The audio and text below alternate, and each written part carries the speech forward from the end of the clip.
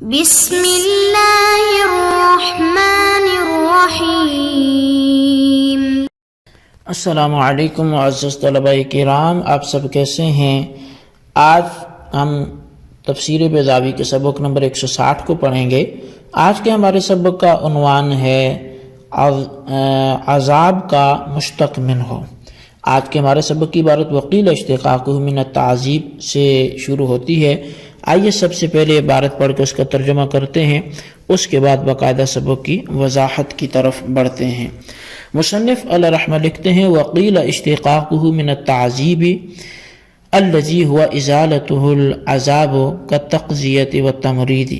اور بعض حضرات نے کہا کہ لفظ عذاب مشتق ہے تعذیب سے، جس کے معنی ہے عمدہ چیز کو زائل کر دینا، جس طرح تقذیہ کے اس کے معنی آنکھ سے تنکے کو دور کر دینا، جیسے کہ تمریض کہ اس کے معنی ہے مرض زائل کر دینا، یعنی مریض کی بیماری تیمارداری ایسی حسن و خوبی کے ساتھ کرنا کہ اس کا مرض جو ہے وہ زائل ہو جائے۔ والعظیم نقیض الحقیر والکبیر نقیض صغیر فکما ان الحقیر دون صغیر فالعظیم فوق الکبیر۔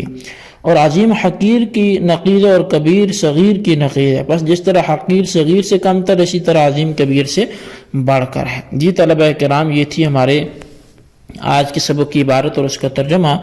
آئیے اب اس کی وضاحت کی طرف بڑھتے ہیں۔ قیل اشتقاقہ سے عذاب کے بارے میں دوسرا احتمال بیان فرما رہے ہیں۔ مصنف علیہ رحمہ کہتے ہیں کہ بعض کا قول ہے کہ لفظ عذاب تعذیب سے مشتق ہے، جو باب تفعیل کا مصدر ہے، اور چونکہ باب تفعیل کی ایک خاصیت سلب ماخذ بھی ہے اور تعذیب میں یہی خاصیت سلب ماخذ بھی ہے، اور تعذیب میں یہی خاصیت ملحوظ ہے، بس اس اعتبار سے تعذیب کے معنی ہوں گے عذبن، یعنی شے طیب کو زائل کر دینا، جس طرح کہ تقذیہ کے معنی ہیں آنکھ سے تنکا دور کر دینا، اور تمریض مرض کو زائل کر دینا۔ اور جب عذاب تعذیب سے مشتق ہے تو پھر اس کے اعتبار سے معنی بھی ازالت العذب کے ہوں گے، مگر پھر مطلقاً ایلام کے معنی کی طرف نقل کر لیا گیا۔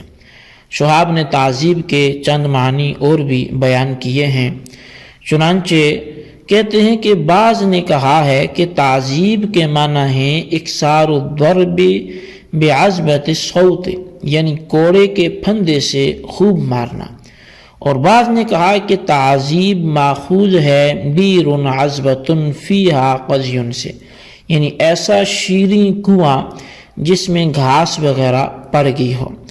پس عذبۃ کے معنی قدرت عیشہ کے ہوں گے، یعنی میں نے اس کی زندگی کو مقدر کر دیا۔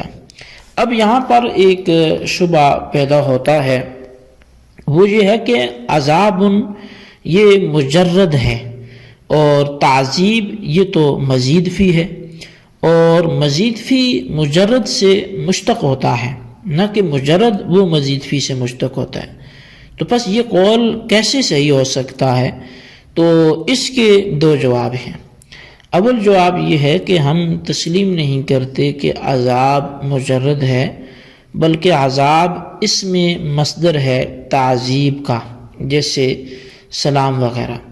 ہاں، اگر عذاب کی اصل عذب قرار دیا جائے تو اشکال پیدا ہوگا، بس اس صورت میں جواب یہ ہے کہ یہ قاعدہ اکثریہ ہے، کبھی اس کے خلاف بھی ہو جاتا ہے، جہاں پر کہ مزید بمقابلہ مجرد کے زیادہ مشہور ہو، جیسا کہ وجہ ماخوذ ہے مواجہت سے۔ اب چہرہ وجہ یہ ماخوذ ہے مواجہت سے، تو جواب میں یہ بھی کہا جا سکتا ہے کہ مشتق ہونے کے یہ معنی نہیں ہے کہ تعذیب اصل اور عذاب اس کی فرع ہے، بلکہ مطلب یہ ہے کہ اصل میں عذاب کے اندر تعذیب کے معنی ملحوظ تھے، پھر مطلقاً ایلام کی طرف منتقل کر لیا گیا، تو بس اشکال جو تھا وہی ختم ہو گیا، جڑ سے ہی اکھڑ گیا۔ تو اب یہ تو گفتگو تھی ہماری اشتقاق من التعذیب سے متعلق، لیکن والعظیم نقید الحقیر اور والکبیر نقید الصغیر کی جو تشریح ہے وہ قاضی صاحب اصل میں عظیم کی تشریح کا آغاز یہاں سے کر رہے ہیں۔ قاضی صاحب اس ایک سطر کی عبارت میں عظیم و حقیر وغیرہ کی حقیقت واضح کر کے یہ بتلانا چاہتے ہیں کہ آیت میں عذاب کی صفت کے لیے لفظ عظیم کیوں منتخب کیا گیا۔ قاضی صاحب کی بات کو سمجھنے سے پہلے ایک بات بطور تمہید کے سمجھ لینا وہ زیادہ مفید ہے، وہ یہ ہے کہ نقیض شے عرف میں سلب شے کو کہتے ہیں، یعنی کسی چیز کی جو نقیض ہوتی ہے اس شے کو سلب کریں تو وہی اس کی نقیض بن جائے گی۔ چنانچہ یہ کلیہ مشہور و معروف ہے کہ نقید کل شیء رفعہ ای سلبہ، یعنی ہر شے کی نقیض اس شے کا اٹھ جانا ہے۔ اب روشنی کے نقیض کیا ہے؟ اندھیرا، تو روشنی ختم کر دیں گے کیا ہو جائے گا؟ اندھیرا ہو جائے گا۔ تو اس اصل شے کا سلب ہونا ہی اس کی نقیض ہوتا ہے۔ اب اس اصطلاح کے اعتبار سے نقیضین کے درمیان تقابل ایجاب و سلب ہوگا، مگر قاضی صاحب کی عبارت میں نقیض سے مراد ضد ہے، پس اس اعتبار سے نقیضین کے درمیان تقابل و تضاد ہوگا۔ نیز لگے ہاتھوں یہ بات بھی گرہ میں باندھ لینے کی ہے کہ نقیض اخص عام ہوا کرتی ہے اور نقیض عام اخص ہوتی ہے، جیسے انسان و حیوان کے ان میں انسان اخص اور حیوان عام ہے۔ اب جب ان کی نقیض لائیں اور لا حیوان و لا انسان کا تقابل کریں تو لا انسان عام ہوگا اور لا حیوان یہ اخص ہوگا۔ اس بیان کے بعد اب قاضی صاحب کی بات سنیے، جس کا حاصل یہ نکلتا ہے کہ خصاصت کو بیان کرنے کے لیے دو لفظ استعمال ہوتے ہیں۔ ایک لفظ ہوتا ہے حقیر، بولا جاتا ہے کسی کی گھٹیا پن کو بیان کرنے کے لیے، حقارت، جس کو ہم اردو میں بھی اپنے عرف میں بولتے ہیں۔ اور دوسرا لفظ صغیر استعمال ہوتا ہے، چھوٹا۔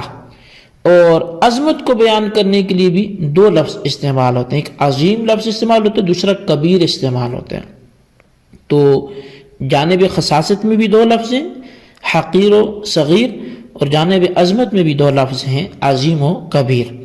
مگر حقیر و صغیر میں حقیر یہ اخص ہے، یعنی زیادہ خصاصت پر دلالت کرتا ہے بمقابلہ صغیر کے، پس حقیر کی نقیض یہ اشرف ہوگی بمقابلہ کبیر کے کہ جو صغیر کی نقیض ہے۔ اور چونکہ عظیم اشرف ہے بمقابلہ کبیر کے، یعنی عظیم میں شرافت زیادہ ہے، بزرگی زیادہ ہے، عزت زیادہ ہے بمقابلہ کبیر کے، اس لیے آیت کے اندر بجائے کبیر کے عظیم کو صفت بنا کر ذکر کیا گیا، یعنی وَلَهُمْ عَذَابٌ کبیر نہیں کہا گیا بلکہ وَلَهُمْ عَذَابٌ عظیم کہا گیا، کیونکہ صفت میں عذاب کی ہولناکی جس کا مقام مقتضی ہے زیادہ ظاہر ہوتی ہے بنسبت کبیر کے۔ اب یہ بات کہ حقیر زیادہ خصاصت پر اور عظیم زیادہ شرافت پر کیوں دلالت کرتا ہے، تو اس کی وجہ قنوری کے بیان کے مطابق یہ ہے کہ حقارت اور عظمت کا استعمال عموماً خصاصت رتبہ اور معانی اور شرافت رتبہ و معانی کے لیے ہوتا ہے، اور صغیر و کبیر کا استعمال عموماً خصاصت جثہ و جسم اور شرافت جثہ و اجسام کے لیے ہوتا ہے، جس کو دوسرے لفظوں میں یوں بھی کہہ سکتے ہیں کہ حقارت و عظمت کا استعمال کیفیات میں ہوتا ہے کہ یہ اچھے بندہ ہے، یہ برا بندہ ہے، تو برے کے لیے حقیر، اچھے کے لیے عظیم بولتے ہیں، اور صغیر و کبیر کا کمیات میں ہوتا ہے کہ اس کا جسم چھوٹا ہے تو صغیر، بڑا ہے موٹا ہے تو کبیر۔ اور ظاہر بات ہے کہ خصاصت رتبہ انتہائی گری ہوئی چیز ہے بمقابلہ خصاصت جثہ کے، جس طرح کہ شرافت رتبہ یہ بدرجہ فائق ہے کہ رتبے میں شریف ہو، بزرگ ہو، بمقابلہ شرافت جثہ کے کیونکہ موٹا زیادہ ہو، اس لیے عظیم بڑھ کر ہے بمقابلہ کبیر کے۔ اب شبہ پیدا ہوا کہ عظیم کو عام ہونا چاہیے بمقابلہ کبیر کے، اور عام اسی وقت ہوگا جب کہ عظیم میں عظمت و شرافت کم ہو بمقابلہ کبیر کے۔ عظیم کو عام اس لیے ہونا چاہیے کہ قاضی صاحب کے بیان کے مطابق عظیم نقیض ہے حقیر کا، اور حقیر اخص ہے صغیر سے، اور اخص کی نقیض عام ہوا کرتی ہے، اس لیے عظیم عام ہوگا کبیر سے۔ تو جواب اس کا یہ ہے کہ قاعدہ وہاں چلے گا جہاں نقیض اصطلاح ہی یعنی نقیض بالمعنی الاول کا تحقق ہو، اور یہاں قاضی صاحب کی عبارت میں یہ معنی مراد ہی نہیں ہے بلکہ نقیض سے نقیض بالمعنی ثانی مراد ہے، تو بس وہ اس کا اشکال اور اعتراض بھی نہیں رہے گا۔ تو جی طلبہ کرام، یہ ہمارے آج کے سبق کی عبارت اور اس کا ترجمہ وضاحت تھی، اس کو اچھی طرح سمجھیں، اس کے خلاصے کو آپ ضرور اپنے رجسٹر پر لکھیں، عظیم کا معنی بھی لکھیں، اس کی وضاحت بھی لکھیں، اور اس سبق کے حوالے سے اللہ سے دعا کرتے ہیں اللہ ہمیں یاد رکھنے کی توفیق نصیب فرمائے، آمین بجاہ النبی الامین صلی اللہ علیہ وسلم۔